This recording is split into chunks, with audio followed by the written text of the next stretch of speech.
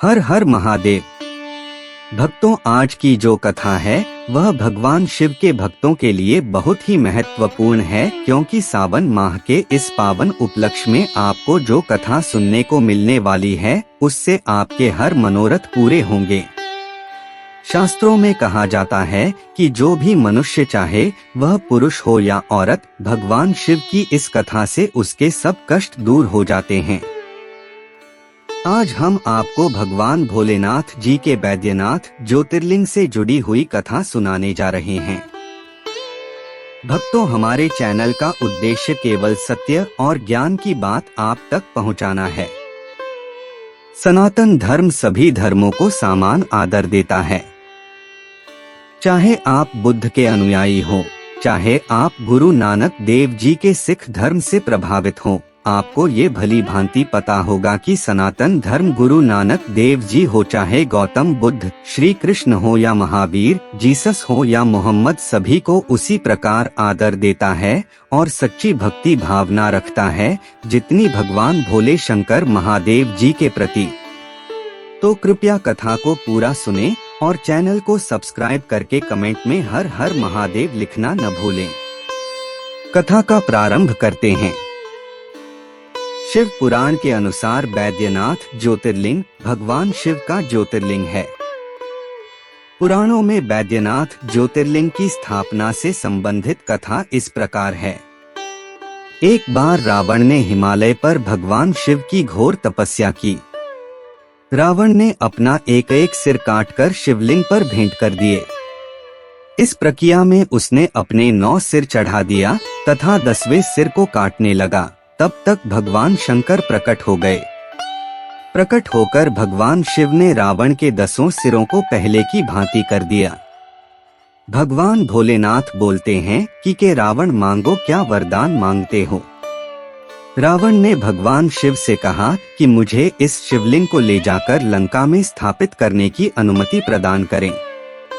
भगवान भोलेनाथ जी ने रावण को इस प्रतिबंध के साथ अनुमति प्रदान कर दी कि यदि इस लिंग को ले जाते समय रास्ते में धरती पर रखोगे तो यह वहीं स्थापित हो जाएगा।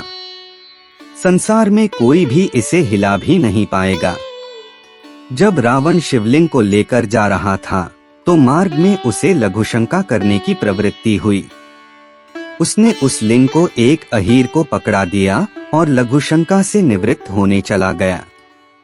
शिवलिंग भारी होने के कारण उस अहीर ने उसे भूमि पर रख दिया। वह लिंग वहीं अचल हो गया। वापस आकर रावण ने काफी जोर लगाकर उस शिवलिंग को उठाना चाहा, किंतु वह असफल रहा। अंत में वह निराश हो गया और उस शिवलिंग पर अपने अंगूठे को गड़ाकर लंका के लिए खाली हाथ ही चल दिया। इधर ब्रह्मा, विष्णु, इंद्र आदि देवताओं ने वहां पहुंचकर उस शिवलिंग की विधिवत पूजा की। उन्होंने शिव जी का दर्शन किया और लिंग की प्रतिष्ठा करके स्तुति की। उसके बाद वे स्वर्गलोक को चले गए। कथा के अनुसार आज वह शिवलिंग भगवान भोलेनाथ जी के 12 ज्योतिर्लिंगों में से एक बैद्यनाथ ज्योतिर्लिंग है, जो कि झारखंड प्रांत के देवघर में स्थित है। कोटि रुद्र संहिता के अनुसार रावण अभिमानी तो था ही, वह अपने अहंकार को भी शीघ्र प्रकट करने वाला था। एक समय वह कैलाश पर्वत पर भक्तिभाव पूर्वक भगवान शिव की आराधना कर रहा था। बहुत दिनों तक आराधना करने पर भी जब भगवान शिव उस पर प्रसन्न नहीं हुए, तब वह पुनः दूसरी विधि से तप साधना करने लगा। उसने सिद्धिस्थल हिमालय पर्वत से दक्षिण की ओर सघन वृक्षों से भरे जंगल में पृथ्वी को खोदकर एक गड्ढा तैयार किया। राक्षस कुलभूषण उस रावण ने गड्ढे में अग्नि की स्थापना करके हवन प्रारंभ कर दिया। उसने भगवान शिव को भी वहीं अपने पास ही स्थापित किया था। तप के लिए उसने कठोर संयम नियम को धारण किया। वह गर्मी के दिनों में 5 अग्नियों के बीच में बैठकर पंचाग्नि सेवन करता था, तो वर्षा काल में खुले मैदान में चबूतरे पर सोता था और शीतकाल में गले के बराबर जल के भीतर खड़े होकर साधना करता था। इन 3 विधियों के द्वारा रावण की तपस्या चल रही थी। इतने कठोर तप करने पर भी भगवान भोलेनाथ उस पर प्रसन्न नहीं हुए। ऐसा कहा जाता है कि दुष्ट आत्माओं द्वारा भगवान को रिझाना बड़ा कठिन होता है। कठिन तपस्या से जब रावण को सिद्धि प्राप्त नहीं हुई, तब रावण अपना एक एक सिर काटकर शिव जी की पूजा करने लगा। वह शास्त्र विधि से भगवान की पूजा करता और उस पूजन के बाद अपना एक मस्तक काटता तथा भगवान को समर्पित कर देता था। इस प्रकार उसने अपने 9 सिर काट डाले। जब वह अपना अंतिम सिर काटना ही चाहता था, तब तक भक्त वत्सल भगवान महेश्वर उस पर संतुष्ट और प्रसन्न हो गए। उन्होंने साक्षात प्रकट होकर रावण के सभी मस्तकों को स्वस्थ करते हुए उन्हें पूर्ववत जोड़ दिया। भगवान भोलेनाथ जी ने रावण को उसकी इच्छा के अनुसार अनुपम बल और पराक्रम प्रदान किया। भगवान शिव का कृपा प्रसाद ग्रहण करने के बाद नतमस्तक होकर विनम्र भाव से उसने हाथ जोड़कर कहा, देवेश्वर, आप मुझ पर प्रसन्न होइए। मैं आपकी शरण में आया हूँ और आपको लंका में ले चलता हूँ। आप मेरा मनोरथ सिद्ध कीजिए। इस प्रकार रावण के कथन को सुनकर भगवान शंकर असमंजस की स्थिति में पड़ गए। उन्होंने उपस्थित धर्म संकट को टालने के लिए अनमने होकर कहा, राक्षसराज, तुम मेरे इस उत्तम लिंग को भक्तिभाव पूर्वक अपनी राजधानी में ले जाओ, किंतु यह ध्यान रखना, रास्ते में तुम इसे यदि पृथ्वी पर रखोगे तो यह वहीं अचल हो जाएगा। अब तुम्हारी जैसी इच्छा हो वैसा करो। भगवान शिव द्वारा ऐसा कहने पर बहुत अच्छा ऐसा कहता हुआ रावण उस शिवलिंग को साथ लेकर अपनी राजधानी लंका की ओर चल दिया। भगवान शंकर की माया शक्ति के प्रभाव से उसे रास्ते में जाते हुए पेशाब करने की प्रबल इच्छा हुई। सामर्थ्यशाली रावण मूत्र के वेग को रोकने में असमर्थ रहा और शिवलिंग को एक ग्वाल के हाथ में पकड़ाकर स्वयं पेशाब करने के लिए बैठ गया। एक मुहूर्त बीतने के बाद वह ग्वाला शिवलिंग के भार से पीड़ित हो उठा और उसने लिंग को पृथ्वी पर रख दिया।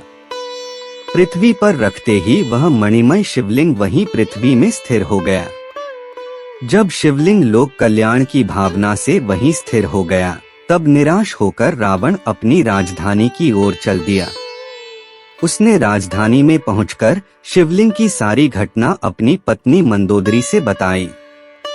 देवपुर के इंद्र आदि देवताओं और ऋषियों ने लिंग संबंधी समाचार को सुनकर आपस में परामर्श किया और वहां पहुंच गए। भगवान शिव में अटूट भक्ति होने के कारण उन लोगों ने अतिशय प्रसन्नता के साथ शास्त्र विधि से उस लिंग की पूजा की।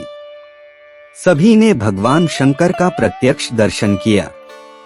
इस प्रकार रावण की तपस्या के फलस्वरूप श्री वैद्यनाथेश्वर ज्योतिर्लिंग का प्रादुर्भाव हुआ, जिसे देवताओं ने स्वयं प्रतिष्ठित कर पूजन किया। जो मनुष्य श्रद्धा भक्ति पूर्वक भगवान श्री वैद्यनाथ का अभिषेक करता है, उसका शारीरिक और मानसिक रोग अतिशीघ्र नष्ट हो जाता है। इसलिए वैद्यनाथ धाम में रोगियों व दर्शनार्थियों की विशेष भीड़ दिखाई पड़ती है। भक्तों, आपको बता दें कि भगवान भोलेनाथ जी के इस धरती पर कुल 12 ज्योतिर्लिंग हैं, जिनमें से आज हमने भगवान भोलेनाथ जी के वैद्यनाथ ज्योतिर्लिंग की कथा सुनी। ऐसे ही बाकी ज्योतिर्लिंगों के पक्ष में भी बहुत ही सुंदर और रोचक कथाएं हैं, जो कि हम आने वाले वीडियोस में सुनेंगे और जानेंगे कि भगवान भोलेनाथ के ये सभी ज्योतिर्लिंग कहां से उत्पन्न होते हैं। भगवान भोलेनाथ जी के वैद्यनाथ ज्योतिर्लिंग के अलावा 11 अन्य ज्योतिर्लिंगों के नाम इस प्रकार हैं। सोमनाथ ज्योतिर्लिंग, मल्लिकार्जुन ज्योतिर्लिंग, महाकालेश्वर ज्योतिर्लिंग, ओंकारेश्वर ज्योतिर्लिंग, केदारेश्वर ज्योतिर्लिंग, भीमाशंकर ज्योतिर्लिंग, विश्वेश्वर, विश्वनाथ ज्योतिर्लिंग, त्र्यंबकेश्वर ज्योतिर्लिंग, वैद्यनाथ ज्योतिर्लिंग, नागेश्वर ज्योतिर्लिंग, रामेश्वर ज्योतिर्लिंग, घुष्मेश्वर, घृष्णेश्वर ज्योतिर्लिंग। सभी ज्योतिर्लिंग की कथा का वीडियो लिंक आपको डिस्क्रिप्शन में मिल जाएगा। हम आशा करते हैं कि हमारे द्वारा सुनाई गई भगवान भोलेनाथ की कथा आपको अवश्य पसंद आई होगी। चैनल को अवश्य सब्सक्राइब करें, क्योंकि आपको नई वीडियो की नोटिफिकेशन मिल जाया करेगी। वीडियो को लाइक जरूर करें। कमेंट बॉक्स में हर हर महादेव लिखना न भूलें।